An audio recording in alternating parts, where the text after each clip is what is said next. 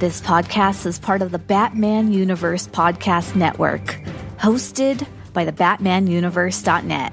Check out everything related to Batman and the entire Bat family at the BatmanUniverse.net, including news and original content related to comics, movies, television, merchandise, video games, and more. Also, check out some of the other unique podcasts that TBU has to offer. Consider supporting this podcast by becoming a patron on Patreon. Even $1 can go a long way in supporting this content that you enjoy. Look for a link over at the BatmanUniverse.net to offer your support now. And now, on with the show. Tonight, gonna read myself a real good Bat book. I know I like it. The podcast, I heard about it on there. Always on books that work for me. It's Bat Books for Beginners. Bat Books for Beginners. And subscribe, download and subscribe. I love Batman fighting Gotham crime. He's a hero, defeating forces of devilry. And the Batmobile racing down the street with his tailpipe on fire. Batman go, go, go till the city's free. Bat signal in the sky, yeah. Minus 100 degrees as he fighting Mr. Freeze tonight. Or maybe that guy with the kites, he's gonna feel an Arkham prison cell up with you. Bat Books for Beginners. A Chris and Gerry good time from hush to nightfall. Bat Books for Beginners. Download, have a good time. Download them all. Bat Books for Beginners. Download and subscribe. Bat Books for Beginners. Subscribe, you might as well download them all.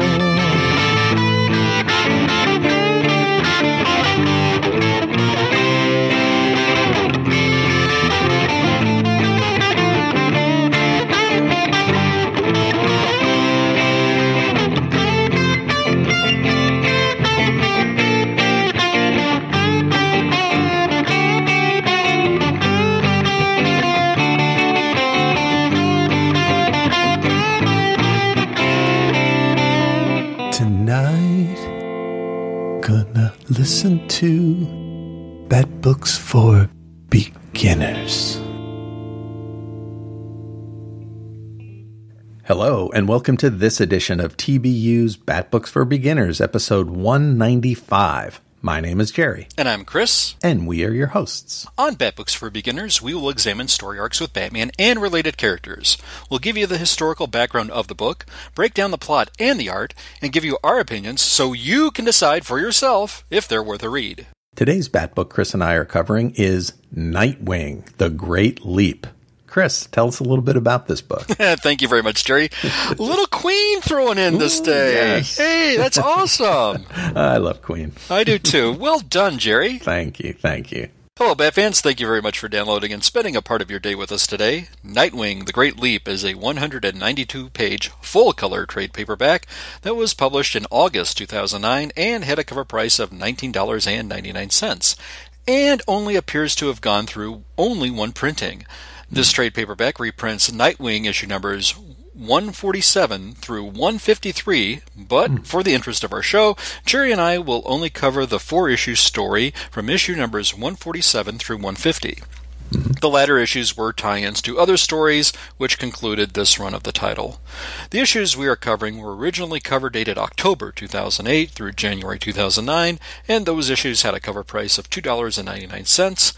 If you are interested in obtaining a hard copy version of this story and the unrelated tie-ins to the other comic books, hunting down the individual issues may be the cheaper route to go. I suspect there was a very low print run on this trade paperback, as online vendors have this going in the $65 to $145 range through the vendors I saw online, but one vendor on eBay has one copy for a little over $14 as I was preparing my notes.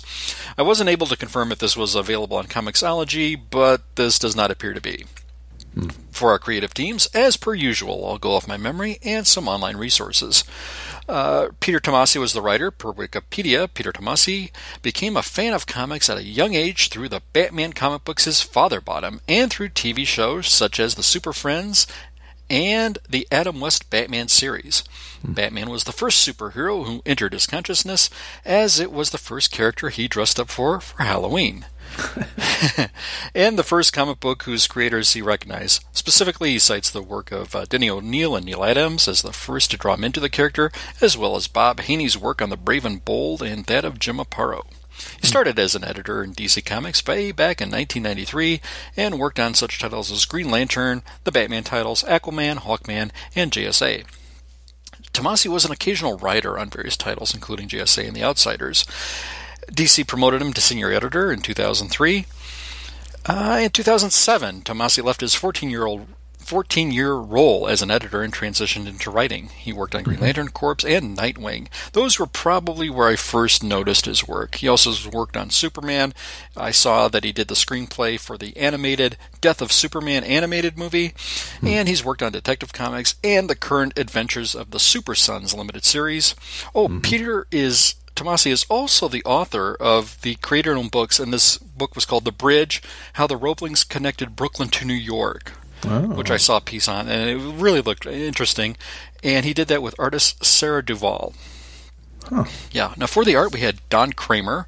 He penciled the first, third, and fourth issues of this. Kramer's 48. He was born in Seoul, South Korea. Past credits include JSA, Detective Comics, and Wonder Woman. And we had Rags Morales, who did the penciling for the second part of this story on that second issue. I first encountered Rags Morales' work in the early 90s when he was working on DC Comics titled Black Condor, and I was really impressed with his artwork. Rags Morales was born Ralph Morales. He attended the Joe Kubert School of Art. His first professional work was on the Forgotten Realms title in the TSR line of DC books. He also has worked on Identity Crisis, which Gerry and I discussed on a previous episode. He's also worked on the Valiant Comics title Turok, Archer and Armstrong, and Geomancer. And past credits include Hourman, JSA, and Hawkman. He also did the cover art for the particular series that we're covering today. Now, over on Amazon.com, this has a high rating of 4.6 stars out of 5. Wow. Yes. And over on Goodreads.com, this has a rating of 3.95 stars out of 5 based on 261 ratings and 13 reviews. But the question remains, dear listener, what will Gerry and I think of this book? And with that, who's going to give us the excellent story synopsis, I shall turn it right back over to you, Gerry. Oh, thanks, Chris. We're going to talk about this story after a few messages from some of our friends. Sawate. My name is Stella, and I am the host of Backrow to Oracle, the Barbara Gordon podcast. Backrow to Oracle is a podcast dedicated to Barbara Gordon, the first woman to hold the mantle of Backrow for an extended period of time, roughly 1967 to 1988. The goal of Backrow to Oracle is to examine the character's history from her first appearance as Batgirl and continuing through her tenure as Oracle. Each episode looks at a vintage issue of Detective Comics or Batman, as well as other books like Justice League and Freedom Fighters, and modern issues of Batgirl and Birds of Prey. I also keep track of news involving Batgirl and other members of the Bat family, and I have a revolving series of segments like Babs in the Tube, which highlights appearances of Babs in TV and film, Shipper Spotlight, which looks at a variety of comic and pop culture couples, gives their history, and determines whether they are hot or not, Reading with Stella, which could be described as an audio drama, or just me reading a book that relates to Babs or doesn't, and of course, the mainstay literature recommendation. I have been blessed to interview writers Scott Beatty and Chuck Dixon on their Backroll Year 1 work, Brian Q. Miller on his Backroll run, Dwayne Swarzynski and Christy Marks on their separate Birds of Prey work, and the creators and actors of the Backroll Spoiled, the web series.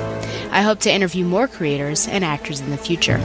My goal, most importantly, is to make a fun, entertaining, and thoughtful show that people enjoy and from which they learn.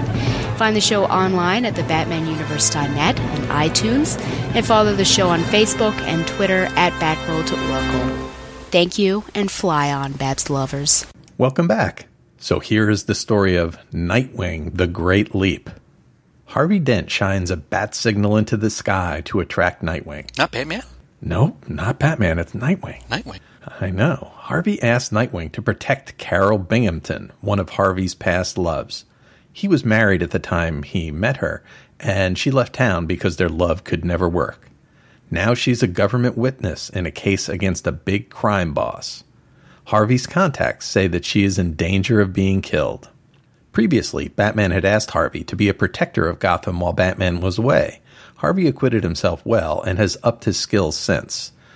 Also, Harvey has kidnapped some people and will kill them unless Nightwing agrees to help. He does. And he also saves the kidnapped people. He's a good guy, that Nightwing. Carol Binghamton is being escorted from her hotel to the courthouse by men who say they are the FBI. Nightwing crashes through the windshield, fights the guys, and gets her out. Turns out they were fake FBI. Carol makes it through the courthouse window Nightwing style in time to testify. More cops are escorting Carol from the courthouse via helicopter when they are fired upon by other helicopters. Nightwing is nearby on his powered glider and goes to save the day. He's able to get her away from the attack, but he's shot and bleeding on a nearby rooftop. Bad guys have found them, and shots are falling all around the rooftop. He gets on the back glider, and Carol holds on to him. The bullet in his shoulder hurts, but he's able to get Carol to one of Bruce's rooftop hideouts. Nightwing heads back to the Batcave so Alfred can stitch him up. Nightwing returns to Carol, who's using her phone. Nightwing says not to answer it again because she can be tracked that way. The phone rings again. It's Harvey. He's checking up to make sure she's okay. Nightwing leaves. Later that night, there's a security breach at the safe house. As he makes his way over there, Alfred calls and says that the bullets that hit him had some scarecrow toxin on them. Nevertheless, Nightwing goes to the safe house. He finds a crew of baddies there: Killer Croc, Penguin, Scarecrow, Poison Ivy, Mr. Freeze, Two-Face, and Joker. Even struggling through the psychedelic horror toxin, Nightwing is able to defeat all the baddies. At the end of the struggle, he finds Two-Face with Carol. And Two-Face shoots and kills her. Turns out, Harvey Dent knew that his ex-love Carol was going to be killed because Two-Face got the contract to kill her. Harvey was trying to protect her, but now that Nightwing has failed, the two Harveys both hate him. Dick hates himself too, if anyone's keeping score. Harvey goes to Carol's gravesite, has an aggressive nervous breakdown, and melts the headstone with some kind of liquid material. Nightwing finds something Harvey left behind and does some chemical analysis. Dick has to go to dinner with Deb, and after their meal, they are accosted by coins falling from the sky onto the street from a very high distance. Notes blaming Nightwing for Carol's death fall also. Dick sees a bank bag that the money presumably came in and heads to that bank. He finds the workers in a safe and lets them loose. Turns out Two-Face has gotten his hands on some nasty acid and wants to spray it on New York City. In his tower at the Cloisters, Dick sees a series of blimps float past. He realizes that Harvey is going to spray acid on the city and heads out on his glider to fight them. Police helicopters surround the blimps, and Harvey sprays acid on the city to make them pull away. They do. Nightwing works his way up the parade of floats to get to the front float. He beats up Harvey and steers the blimp, which is followed by all the other blimps, into the bay water. Dick gets Harvey to land and pays his respects to the Statue of Liberty. The end. So Chris and I are going to talk about our feelings for this story after these words from some of our friends. Hey folks, this is Jared Albrick, aka the Yard Sale Artist, and semi-regular co-host of the Longbox Crusade podcast with Pat Sampson. Pat came to me recently with a fantastic idea on how we might get the podcast community involved in taking some action to do some good. He called this idea Comics for Courage. Comics for Courage is a concept that came to Pat after I told him the fantastic true story of when I was stationed in Iraq during my military service. While there, I received a huge care package of comic books from the awesome folks over at Wizard and Toy Fair magazines. We had so many comics, we didn't know what to do with them all. Seriously, it was over 100 pounds of comics. So me and a couple of buddies took the bounty of comics we had down to the Give and Take library we'd set up in our headquarters building. And you know what? Within 24 hours, all the comics were gone. The bottom line here is that throughout history, World War II, Korea, Vietnam, Iraq, one thing remains a constant: soldiers love comics. It's quick, easy, fun reading that gives the soldier a taste of home and lets them escape into an amazing world of comics, even if it's just for a few minutes. So here's the best part of Comics for Courage. Pat and I aren't asking you to donate 1 cent of your money to Comics for Courage. What we would love is for you to donate your excess comics. You know, those ones that are just kind of laying around. Just drop them into a box or a big envelope and mail them over to supportourtroops.org. Their mailing address is Support Our Troops, 13617 North Florida Avenue, Tampa, Florida, 33613. Now, they will make sure those comics get distributed to Random Soldier Care Packages, and as a person who's been on the receiving end of this, I can tell you it will mean a lot. And if you'd rather donate money than give up a single comic book, trust me, we understand about that. You can donate through their website as well. Again, that's supportourtroops.org. Just remember 2 things, all right? 2 things.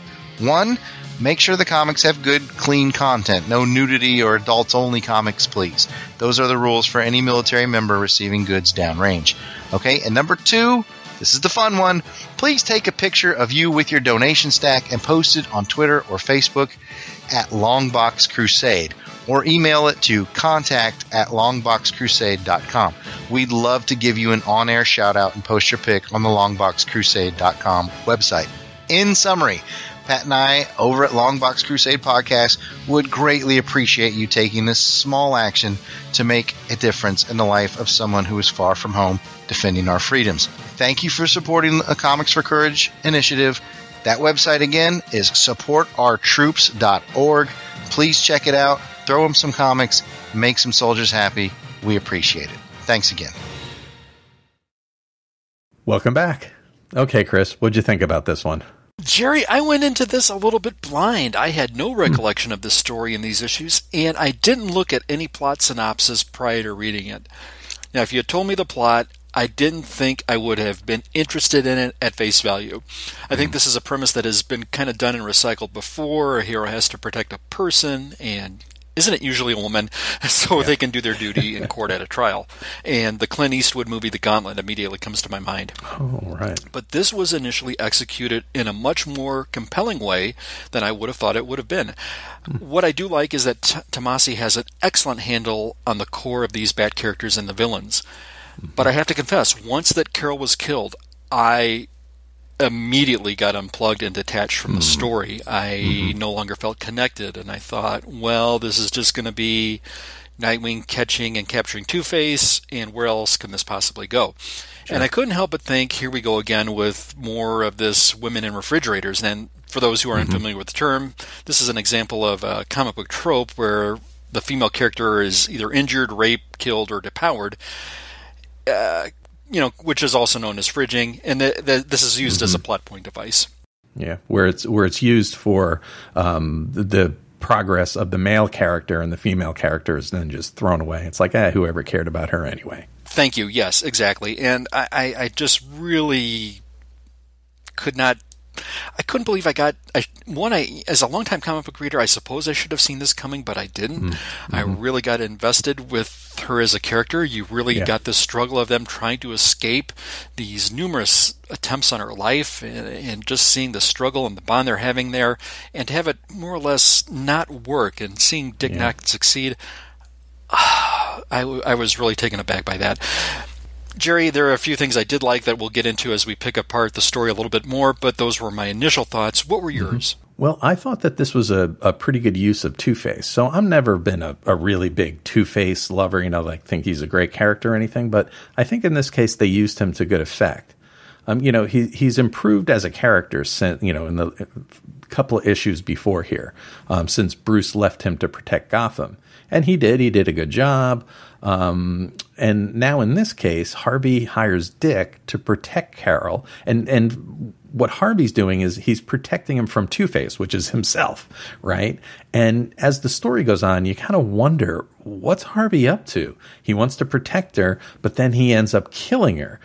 And you're like, oh, well, your first feeling is, oh, this is just a dumb comic book thing, and nobody's rationales or logic makes any sense anyway. But no, in this case, once you understand what's going on, that it kind of makes a little bit more sense. And, I thought that the Two-Face aspect of the story worked better than usual. Did you find that in any way, Chris? I did, and you bring up a good point, because this was an excellent characterization of the Harvey Dent character, and Villain Two-Face has always been one of my favorites of the Batman Rogues Gallery, and I thought there was some compelling, interesting musings here with the way the psychological aspect of the character was handled. I will have to grant you that. And I thought that there was also pretty good Alfred and Dick here too, because they had a couple of places where Alfred had to kind of fix up the Dick with the bullets were in his shoulder. And, there were a lot of gags about, Alfred learning surgery from the Discovery Channel and things like that. And I always liked their relationship and how, they interact with each other. Jerry, that was the second thing I had in my notes that I had on my end, because this was the chapter that Rags Morales did. And Morales looked a little bit like Paul Galassi to me here for some reason. I don't know why. But yeah, you alluded to this. This, for me, was a great sequence that Morales did after Alfred operates on Dick in the Batcave. Now, after Dick passes out and Alfred removes all that shrapnel and blood, there is just this touching, amazing 10-panel sequence with no words at all, where Alfred removes his bloody surgical gloves, and one of the gloves glances on one of the cases of a Robin costume. And then he washes up, and then he goes back to sleeping Dick Grayson, and he holds his hand until Alfred himself falls asleep. I thought that was just a masterful and powerful sequence in the story. Sure was. That was excellent stuff. And you mentioned the art. I thought, that the Morales stuff, that looked like, we've seen Rags Morales' work before. I was noticing that the Kramer work, it almost looked like an EC Comics art in some places, which I really love very much. And it's kind of a shout back to old-fashioned comic books. Yeah, Jerry, I think again, that's a great call there, because especially with the third chapter. And you mentioned EC Comics, but we had this this violent fight, where Dick is sort of like in a nightmare, where he's battling all these 7 rogues, and it's just against this bloody backdrop of everything, and it's almost playing out like a nightmare. So I think it was, for me, I did not think of EC, but there was something in my brain thinking, this is onto something here, and great call and shout out with EC there. Great observation. Thank you. So did you think that the those rogues were actually there, or was that just the scarecrow toxin, making him think they were there? That's a great question. I took it at face value as they were depicted in the scenes and on the cover. That said, it made it. I had some implausibility issues there with why would you get all of these 7 here for this one cause, and all of them being available. It was a fun sequence, though, nonetheless, to see the stakes raised. And if they weren't there, Dick sure thought they were there. So it made for some evocative storytelling. And it was sort of a nice treat to see Kramer draw all the villains here, because I thought they were all depicted really, really well done.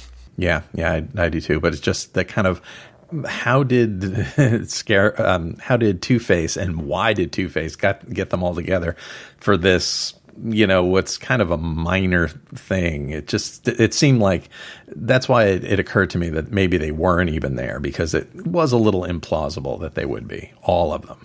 So the art, I did like the art kind of universally in this. The one thing that was kind of interesting in the art, and it kind of tied in with the text, is how Dick is shown. And he's definitely has a harder edge than we're used to seeing him. He's less boyish and charming, more like Bruce is. And his face is kind of a little fatter and rounder than we're used to seeing those, super handsome, good looks. And I don't think he was that kind of character here.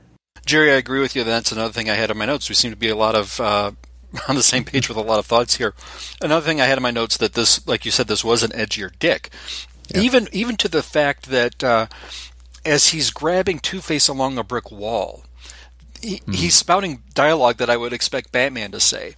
And there's a sequence, I think it was in the 4th and final chapter, where we see Dick's bare back, and my God, he's got as many scars as Batman, for goodness sake. And he's got these broad muscles, and I really thought, wait a minute, now I know Dick's had a career enough of himself, but this was just a little too Batman-ish, if that's such a word or a thing. And I really don't know if I like what was coming out of his mouth, but I didn't see him as edgy. This was almost a clone of Bruce and Batman in a sense, that he wasn't his own person. Yeah, I felt the same way. The other thing, being a New York City person, is I love the geography in this. Dick is in the Cloisters, which is uptown in New York, and there's the one scene where you see the blimps coming down, and across the river, across the Hudson, you can see the Palisades, which are in New Jersey, and there they are. And the blimps are going south to where most people would consider New York City, going to Midtown, and all everything is going in the right directions, and the Palisades are there, and it was just kind of fun as a New Yorker seeing that done so well. And that blimp ending was I liked the ending. Yeah, well, Gerry, you mentioned implausibility before. I thought the blimp thing was a little implausible in myself. Like, how do you get that many blimps? And I don't know how that works, And if it looked really cool, but I had more of a problem with implausibility with all those blimps versus all those villains for some reason. Go figure. But you mentioned Tomasi and his references, and I think the prior Nightwing trade that we looked at with him and the Central Park and all these vantage points. Yeah. One thing, Tomasi, you have to give him credit for. He really does nail the geography, and and it surprisingly now we know why. He wrote that book, The Bridge, with the Roeblings and Brooklyn, and he has a really excellent sense of detail, and he gets things right. Yeah, to his credit. Definitely. Yeah. Based on what we've seen and what we've talked about, what kind of rating would you make this? And is it a must read or a recommend for people? Gerry, I tried to really be fair, and I didn't want to come off like we had a character here that was killed off. Now, would it have made any difference if the character was male? Well, yeah, because of the with Dick's sexual nature, or rather Harvey's sexual nature and his proclivities. I just could not get around the fact of Carol's death, and I don't know if she resurfaces in some comic book lore or magic where she comes back later, but I just really was taken out with that, and with what was a compelling story with sort of a so-so been there done that premise. I thought was really, I was really vested in this. I was really invested in this, and when the character dies, and I'm thinking, how senseless was it, and why did I get so wrapped up in this? It's somebody popped a balloon out of me, and whereas some of the elements were really well crafted here, I was riding along with a 4 out of 5, but once the Carol death happened, balloon pop, 2.53 now, and I think that's sort of where I'm at. I'm there were a lot of elements that were really constructed here. There were some touching moments, especially with Dick and Alfred. But I'm going to eventually, when the dust clears, I'm landing at a 3 out of 5. This was an above average story, but I can't shy away from the feelings that I had with the Carol character and how that was done. I just thought the violence was a little over the top in some places, especially with some fight sequences. I'm a grown-up, but I thought there was just some things that were a little unnecessary for me. And would I say this was a must-read? If you're a hardcore Dick Nightwing fan, I would say absolutely, but as far as Batman family books go, no. And, that said, if you were trying to find this, like I said, go out and get the individual issues. The trade is going to be much, much difficult to find. Perhaps a library might have it, but I was really surprised at some of these prices for the trade online, which was it seemed insane to me for what was just sort of like a above average story. There was nothing here that would really warrant this in the annals of a bad history event that has that shouts, you must read me, as opposed to the other annals of bad books out there. What were your thinking and thoughts and impressions? Well, it's funny because typically I would be taken out by one of these, refrigerator stories. But for some reason, and I think it's because, I don't know if Carol was introduced as I don't think we've ever seen her before. We've never heard of her before. She was kind of a throwaway character from the beginning, and it's unfortunate. It could very easily have been a male character. And I don't know why they didn't do that, but they didn't. But for some reason, I didn't get an impact like I normally would of a character that's being wasted, a female character that's being wasted. For some reason, I think I was engaged in the art and Nightwing story, so I didn't, and I thought she was being a little silly anyway. I don't think she was a really well done character. She was, like, if people are tracking you, do not answer your phone. Yes. Like what? So that didn't bother me in this case for whatever reason. So I would say that, yeah, this is an above average story, especially when I first started reading it. I thought, oh, this is going to be ridiculous. This is not going to make any sense. And I was very pleasantly surprised at the end when it did make sense. And, I think that it's an interesting look at Dick Grayson as he's definitely evolving into a tougher character during this period, thinking that he has to maybe be the Batman because Batman can't right now. So I did like it, I think, a lot more. And I would be up in the 4 range with this. And maybe if I read it again, I would be more upset at the fridging of Carol. But when I first read it, I didn't. I don't think this is a must read. I don't think anything really important develops here. Like you said, if you're a big, Dick Grayson or Nightwing fan, this could be something that you'd want to read. But I would recommend this as a Bat Family story, particularly with the relationship between Alfred and Dick. I thought that was interesting, and it just illustrates their relationship and how much Alfred cares about the people under his protection, as I'm sure he thinks of it. Absolutely. So there we are in this story. So there are other things that you can find Chris and I are up to out in the great wide world. Chris, you're doing some work on Batgirl to Oracle, aren't you? Thank you very much, Gerry. Yeah, you can find me on Batgirl to Oracle, where I do a segment on there. I'm reviewing Archie Meets Batman 66. I also look at the Batman Adventures title, which was based on the animated series from the 90s. And I also look at the Nightwing title from a shipper perspective on a segment within a segment that I call Night Watch. And you can also find me on Twitter at BTO and Batbooks, where I share thoughts and opinions and a lot of nostalgic stuff. Now, Gerry, can people find any reviews by you anywhere, perhaps by chance on the BatmanUniverse.net? It's absolutely possible. If you go out to the BatmanUniverse.net, you can find my written reviews on Batgirl and Catwoman. I also tweet out my weekly comics and talk about indie comics a lot. I tweet about Dark Shadows and different horror movies, and Chris and I both live tweet horror movies on the hashtag Svengoolie on Saturday night at 8 Eastern time. So you can see Chris and I on Twitter. Chris is at BTO and Batbooks, and I am at Professor Frenzy. And don't forget to check Chris and I out on the Professor Frenzy show. At this time that the episode is aired, we will have released, I think, 30 episodes of the Professor Frenzy show now. And that's a podcast Chris and I do on indie comics and other pop culture topics. And we've been having a great time doing the show. You can check it out if you do a search on iTunes for the Professor Frenzy show. Now, also, Gerry, we got some comments from our last show, and that was the episode where we recapped and re-reviewed the Robin trade paperback, Robin Search for a Hero.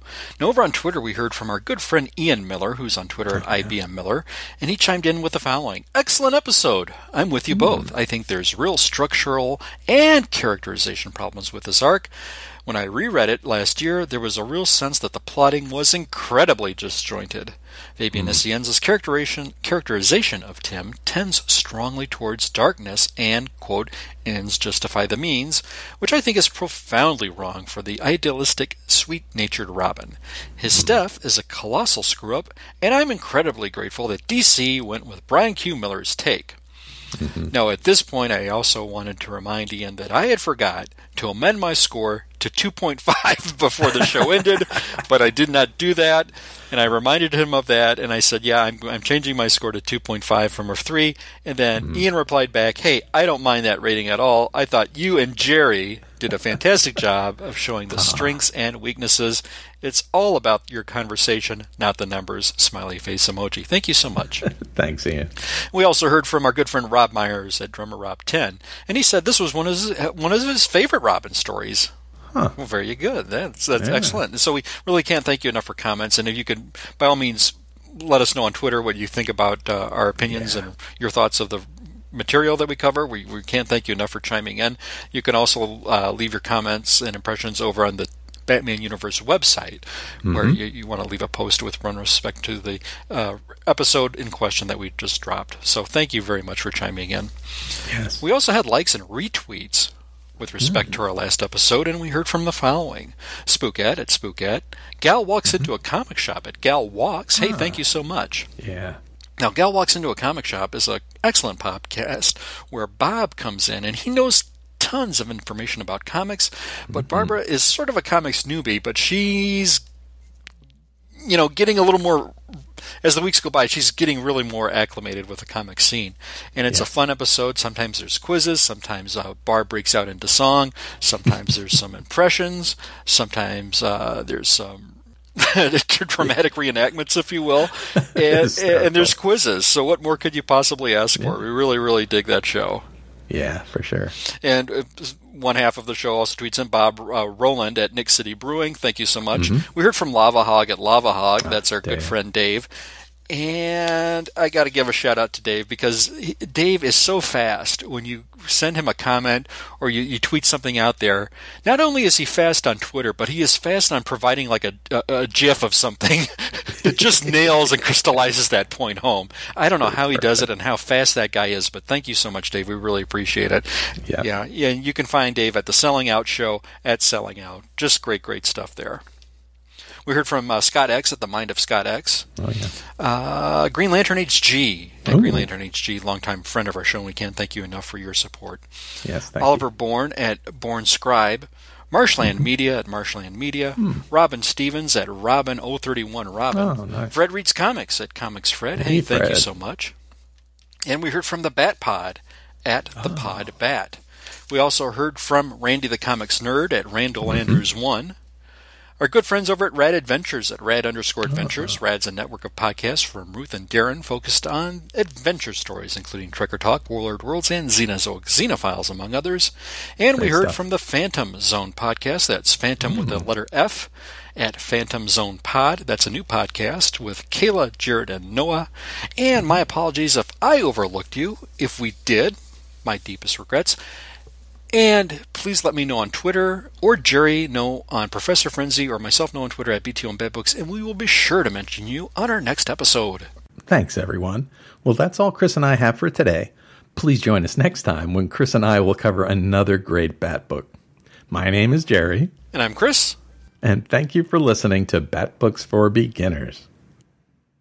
Tonight, gonna read myself a real good Bat book. I know I like it.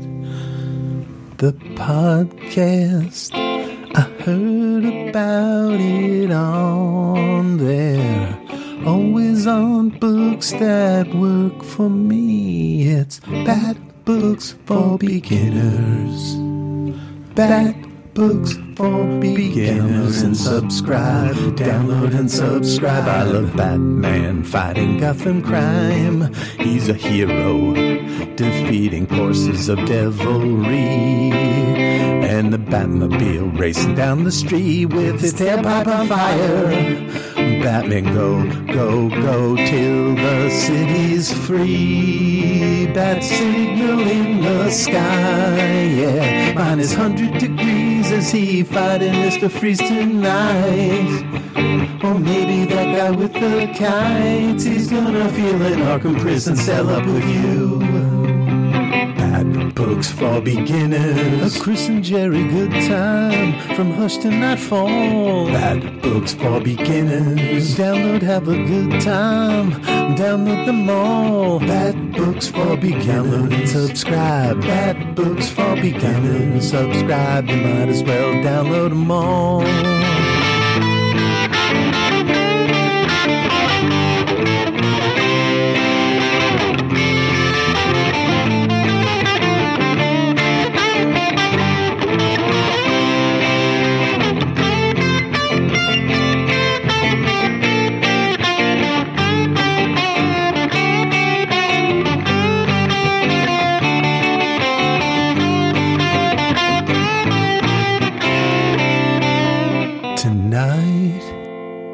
Gonna listen to Bat Books for Beginners.